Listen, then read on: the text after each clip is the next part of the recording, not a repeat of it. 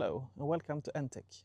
I made some mistakes when setting up my Roborock, mistakes that affected the cutting quality, the battery life and the coverage. Today I will show you exactly what I changed and why I did it. So it's time for another episode on the Roborock app. So let's head over to the app and we take it from there. One of the biggest mistakes most owners make, and that's independent of which brand of mower you have, is how often you mow. So it's the scheduling. And I don't mean that people do something wrong in the scheduling per se, but they don't schedule it to mow often enough. A robot mower is not made to be used like a traditional gasoline mower. It's made to shave off very little but very often. There is not a golden rule on how often you need to cut, but I would say at least 2 times a week, but depending on how fast the grass grows, which is of course changing during season, you will need to cut it maybe 3 or 4 times a week to keep up. On my lawn, it's actually different in different zones because they have different amount of sun. So I have some zones that when it's growing the fastest, I do 4 times a week and the rest 3 times a week. And when it's not growing as fast, I do some 2 times a week and some 3 times a week. But here, let me start the app and demonstrate how I have my schedule set up.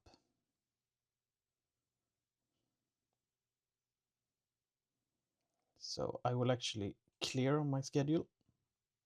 I forgot to remove the last one.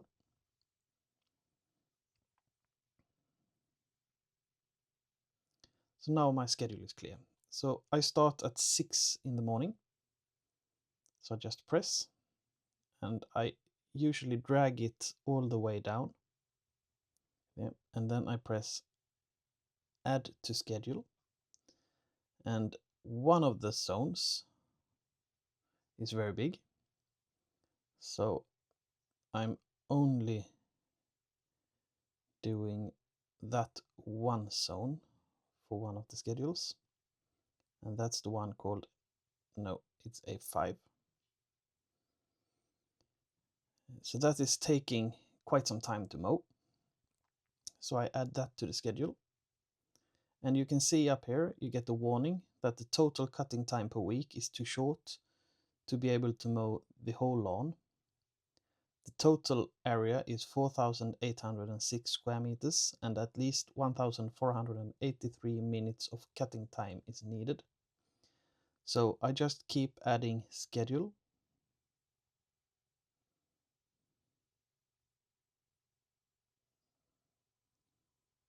And I add them all down to 24.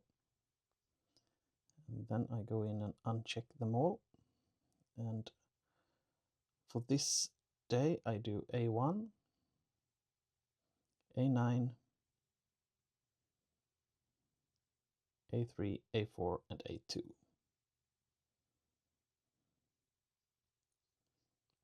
So that's 5 areas, but those take roughly the same amount of time as A5 because it's bigger. So I save that one. And then I add the Wednesday schedule and add it to schedule. And I remove everything. And on Wednesdays, I do the neighbors' lawns. So it's A6, 7, and 8. And I press save. Those areas doesn't take as long time. So on the Wednesday, on the afternoon, I have the possibility, if I need to mow something a little bit extra. For those periods of time where the grass is growing really fast, this is the day, and Saturday will be the day where I can send the mower out extra on the other areas. And then on the Thursday, we create the same schedule as on Monday.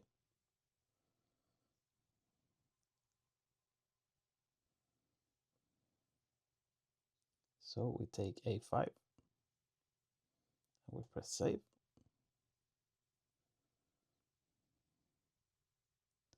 And on Friday, we will have the same schedule as on Tuesday.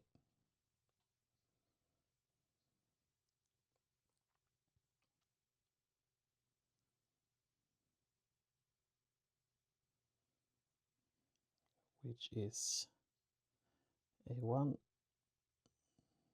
A9, A3, A4, and A2. And we press save. And on Saturday, we do the same as the Wednesday. Oh, no, I accidentally did 2 days. There we go. Which is the neighbor's lawns.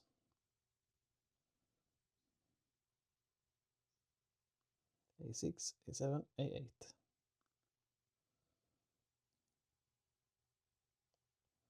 And I forgot that on Mondays I need to add A10.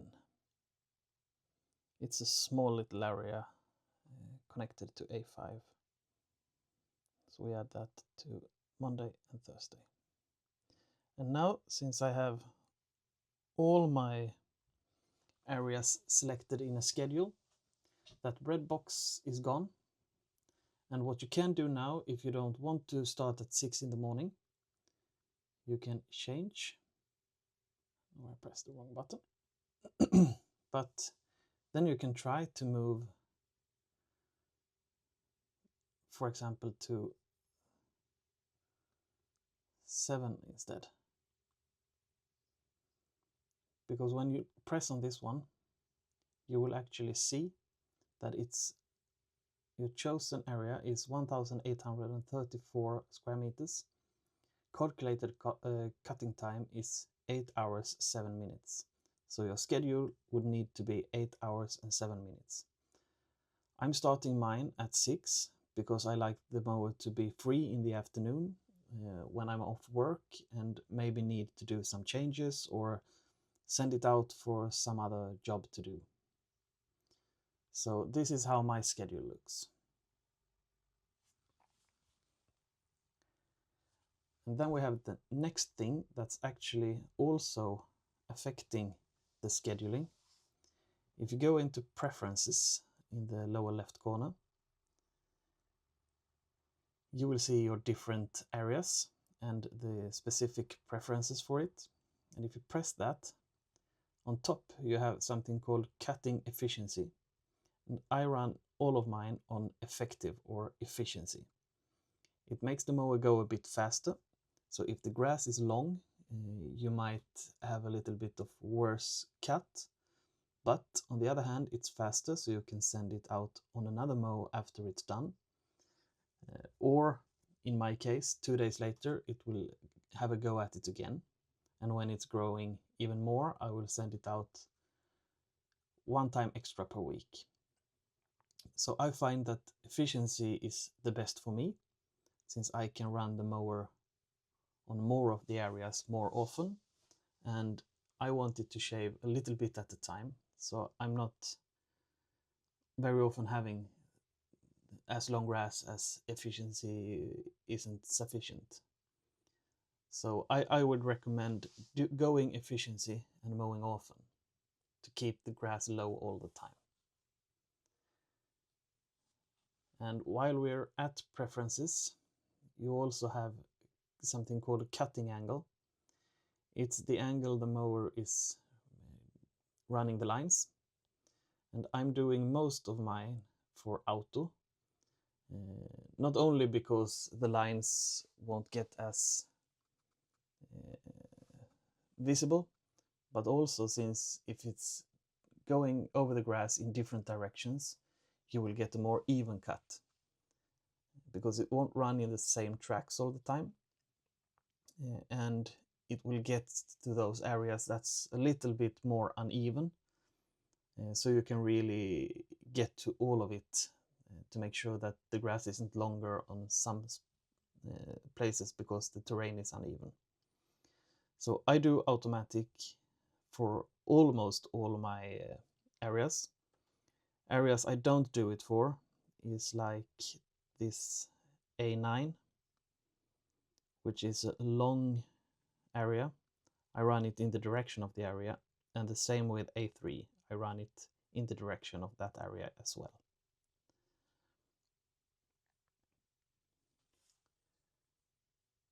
And other zone specific settings you can change, and this is per zone. So as you see on mine, I have 45 millimeters cutting height, and I do auto, and I have parameter cutting or edge cutting. But if you have areas that it isn't as good terrain, you can change the cutting height for that specific area, and the mower will always raise the cutting height to your preference before starting to cut. So my personal setup looks a little bit like this. I have avoidance settings, which we have here. I have that set to balanced. I've turned it off for passages and along the parameters, and I have smart pause available or enabled. This smart pause makes the mower pause when a person is seen nearby the mower to make sure, and it also makes it easier to approach the mower if you need to press the stop button or something like that. But since you can't turn the obstacle avoidance off totally, like I did in my old Luba, you have the possibility of doing those low sensitivity zones. So when it's in a low sensitivity zone, it will almost never stop for anything. So you should be careful when you put those out. If it's an area where you might end up having like kids' toys or pet toys, you should not have a low sensitivity area there, because it will run them over. But I have it on the places where I know that obstacles never should be, which especially around my hedge, it's very important that I have it, because otherwise it will see like twigs and stuff that's growing from the hedge and maybe going a little bit lower. It will see them as obstacles and turn around them. So I have made low sensitivity areas where those kind of obstacles can occur. And in this area A1, where I have some problems with dandelions in the early spring. So for obstacle avoidance, I have a solution like this to be sure that the mower is running where it should and mowing down what it should, and avoiding where it shouldn't go. Otherwise, as I said, I run all my areas except for one on 45 millimeters height and efficiency mode and custom angle, and the last one is all the same, but standard mode and 55 millimeters height instead. And I run, as I said, my areas 3 times a week to keep the cut even, and all my zones are scheduled to make sure that they all really get mowed as often as they needed. And sometimes, as I said, I do it 4 times a week, and then I have 2 of the days with a little bit less to mow on schedule, where I can send it out in the afternoon to take care of the areas that need an extra run. And some settings I miss in the app. Some of them was in my Luba, and some of them were not. But something from the Luba that I miss is to be able to define how many laps it should run around the perimeter when edge cutting, and also the amount of laps it's running around the no-go zones. Today it does 2 parameter laps and 1 no-go zone lap. Sometimes it can leave a little bit of grass uncut along the edges. Not much and not on all zones, but being able to do 3 laps instead of 2 where needed would be really good. I also miss the crisscross pattern. If some part of your lawn gets a little bit too long for some reason, it would be nice to be able to send the mower out to first cut in one angle, and when it's done, cut in another angle. Now you have to wait until it's done to start it again in another direction. And from the vacuum, which I have in my app as well, I'm missing the zone mow. It would be zone mow here, but it's zone cleaning in the vacuum app. I mean, I can click on zones and I can define a zone, move it to where I want, and make it the size I want, and I can send the vacuum to clean only that zone.